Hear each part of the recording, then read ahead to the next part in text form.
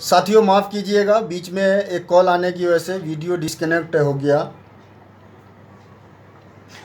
तो हम लोग कहाँ थे?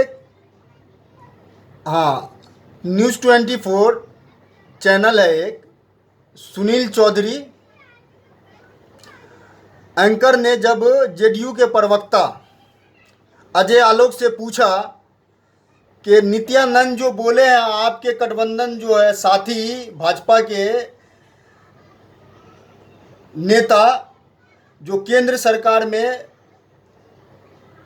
मंत्री पद पे भी हैं और बिहार में सांसद भी है, वो किस जिला से है उसका डिटेल्स मुझे मालूम नहीं, बता दूंगा यदि आप लोग पूछेंगे तो उनके नित्यानंद के बारे में पूछे अजय आलोक से कि अजय आलोक जी आप बताइए, आरजेडी का सरकार जो आ जाएगा तो आतंकवादी कैसे आ जाएगा कश्मीर से बिहार में? तो गौर से सुनो, जितने भी हमारे नौजवान साथी हैं गौर से आप लोग सुनिए। अजय आलोक जो जेडीयू का प्रवक्ता है, चड्डीधारी आरएसएस का बी टीम, बोलता है कि आरजेडी का इतिहास रहा है आतंकवादी को पालकर रखना। बोल रहा कैसे इतिहास रहा है, गिनती बताइए कौन कौन आतंकवादी को वो पाले। तो आप लोग आप गौर से सुनिए। शहाबुद्दीन जो आरजेडी के पूर्व सांसद रह चुके हैं सिवान के, उनके बारे में अजय आलोक डायरेक्टली बोल रहा है कि वो आतंकवादी को पाल रखे थे।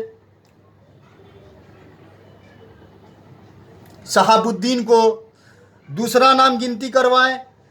शर्जील इमाम के पिता को टिकट दिया गया है, शर्जील इमाम भी तो आतंकवादी है।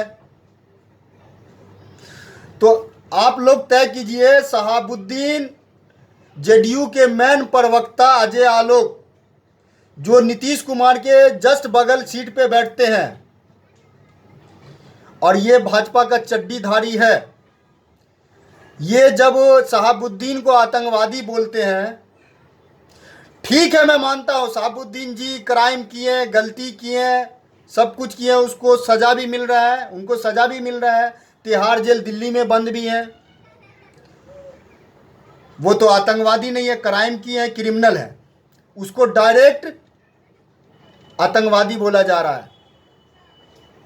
शर्जील इमाम सीए के टाइम में जो प्रोटेस्ट हो रहा था उस बीच में क्या बोले नहीं बोले, अभी तक उस पर आतंकवादी का थप्पा नहीं लगा, लेकिन ये बीच चैनल में बैठ के बोलता ही है शर्जील इमाम आतंकवादी और आतंकवादी के बाप को टिकट दिया आरजेडी। तो जब ऐसे ऐसे लोगों को आतंकवादी बोला जाएगा तो हम आप जैसे लोग को क्या बोला जाएगा और किस नज़रिया से देखते होंगे? सिर्फ इन लोगों को मुसलमान समाज का वोट चाहिए, बाकी ये जितने भी हैं सब जो है भाजपा के चड्डीधारी हैं, आरएसएस के चड्डीधारी हैं, इस बात को समझिए। और हमारे कौम को बहुत अरसा से फुटबॉल बना के यूज कर लिया जा रहा है, फुटबॉल बन जा रहा है, उसको समझ में भी नहीं आता कि मुझे फुटबॉल बना दिया गया है। आप लोग गहराई से सोचिए, अपना जो है दरभंगा से है, फराज फातिमी है, उनको हम वोट देंगे।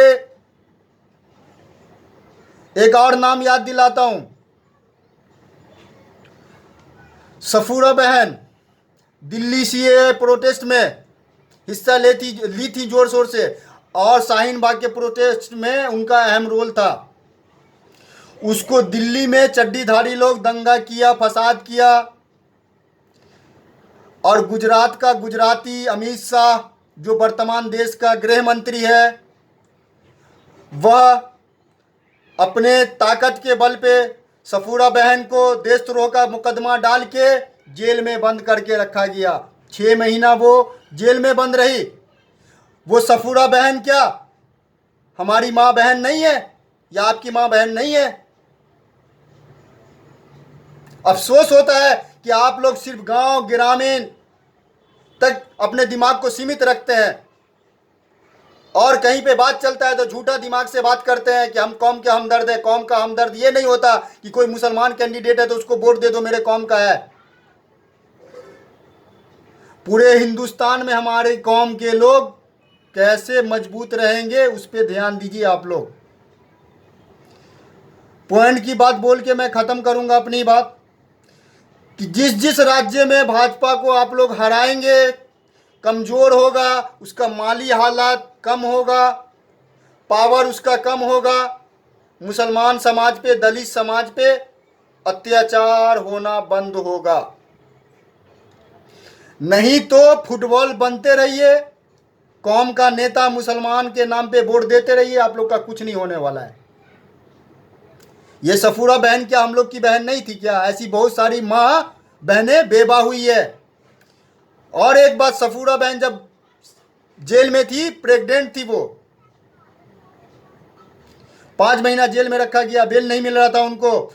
और यही भाजपाई, यही नीतीश कुमार का साथी भाजपा वाला, इसका जितना जो है अंधभक्त सोशल मीडिया पे, वही सोफरा बहन के बारे में कितना गलत बयानी सोशल मीडिया पे डाला और कितना गलत बात उड़ाया गया था। जबकि सोफरा बहन का शादी हो चुका था, उसको बिन बिहाई माँ बता रहा था।